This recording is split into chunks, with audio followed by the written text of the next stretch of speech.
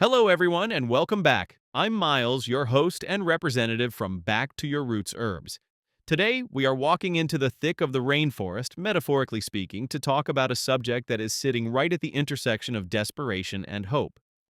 We are talking about addiction, and more specifically, we are talking about a small tropical African tree that has suddenly found itself in the spotlight of the global recovery conversation.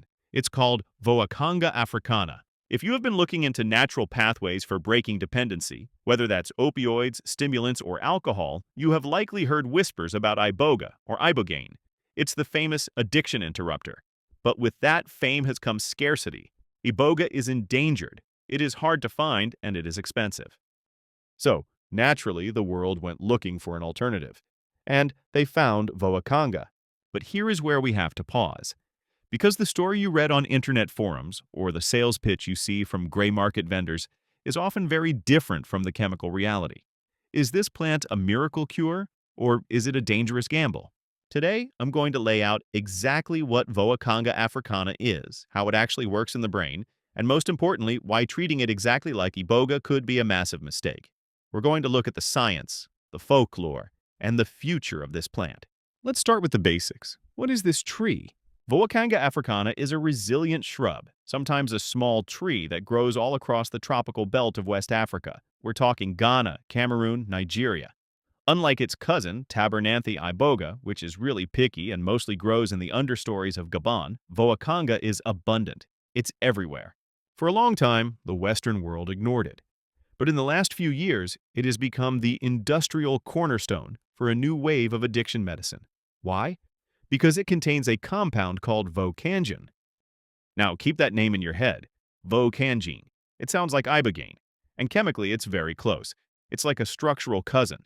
Because iboga is running out, scientists realized they could harvest voacanga, extract the vocangin, and use a semi-synthetic process to turn it into ibogaine.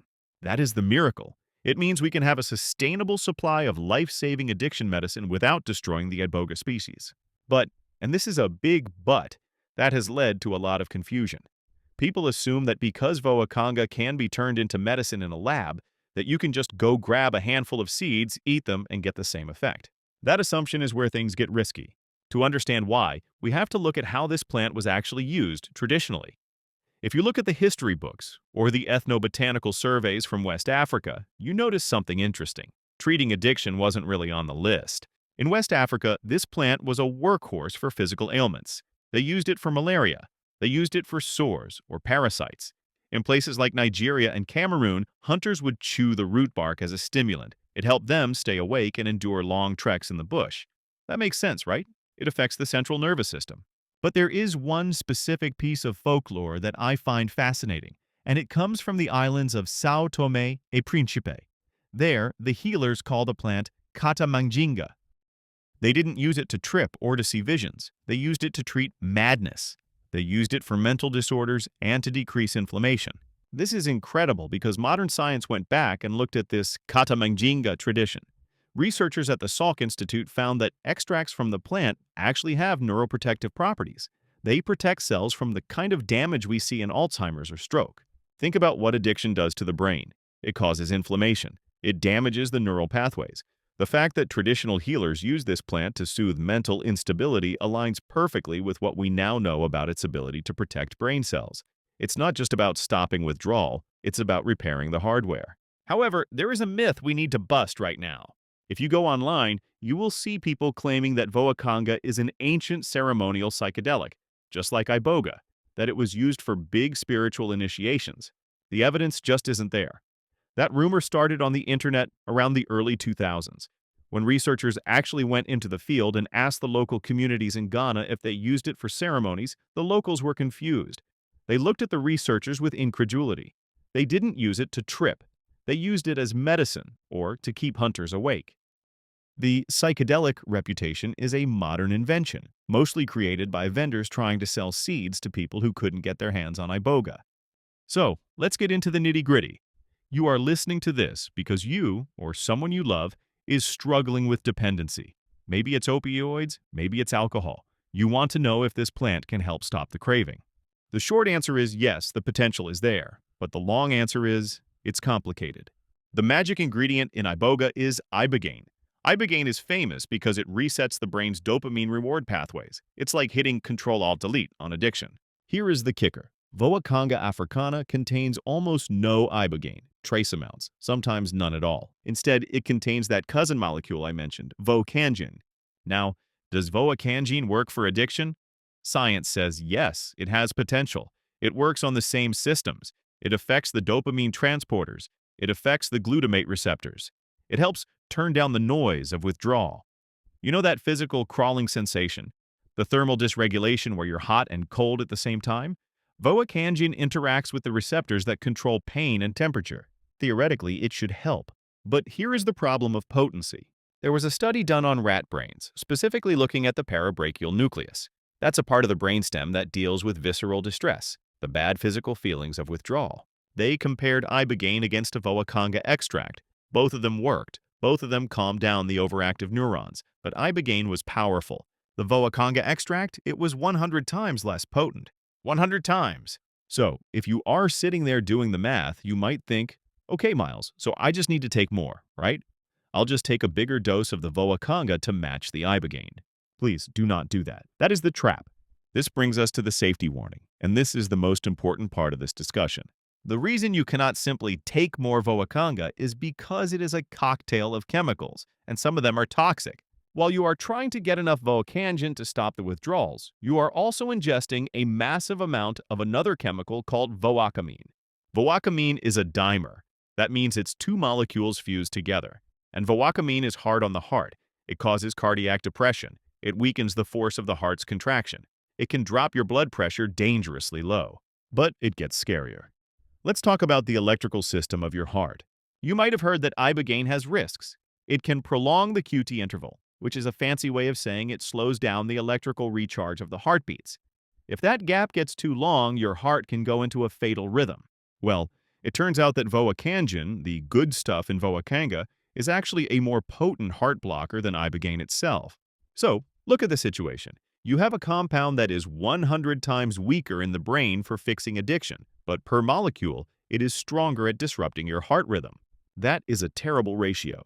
If you eat enough crude bark to stop your opioid withdrawals, you might be taking a lethal dose for your heart. This is why there are no clinical trials using crude voacanga bark. It's just too messy. The therapeutic window, the gap between working and killing you, is practically non-existent with the raw plant. I want to tell you a story about what happens when people get this wrong. Because voacanga is legal in many places where iboga is banned, it has flooded the market. But it's not always labeled correctly. There was a forensic study that analyzed products sold online as iboga root bark. They bought samples from different vendors. A huge chunk of them weren't iboga at all. They were voacanga. Imagine a patient who has done their research. They have a dosing guide for iboga. They know exactly how many grams to take to have a breakthrough experience and stop their addiction. They take that same amount of this powder thinking it's iboga. But it's voacanga. Best case scenario? Nothing happens. They don't get the relief.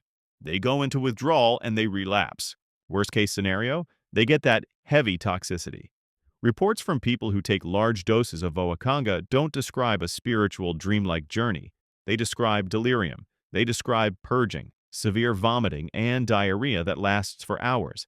They lose coordination. It's physically punishing. That is the danger of the gray market. You don't always know what you are getting, and the biology of these two plants is just different enough to be dangerous. Now, I know this sounds heavy. I know I'm painting a picture that sounds discouraging if you were hoping this plant was the easy answer. But there is a silver lining, a really big one. Remember how I said voacanga is the industrial cornerstone? Science has found a way to solve this. It's called dimer cleavage. Chemists discovered that they can take that toxic stuff, the voacamine, and use a chemical process to break it apart. When they split it, it turns into, you guessed it, more voacangine.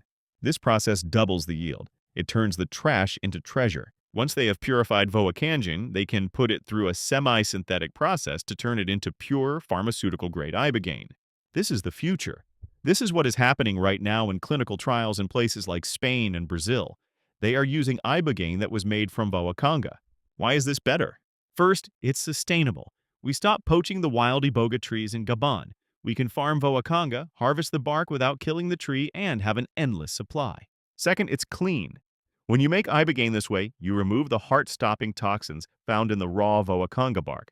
You get the molecule that heals the brain without the cocktail that hurts the body. There are even scientists working on non-hallucinogenic versions derived from these same alkaloids that might help repair the brain without the intense psychedelic trip.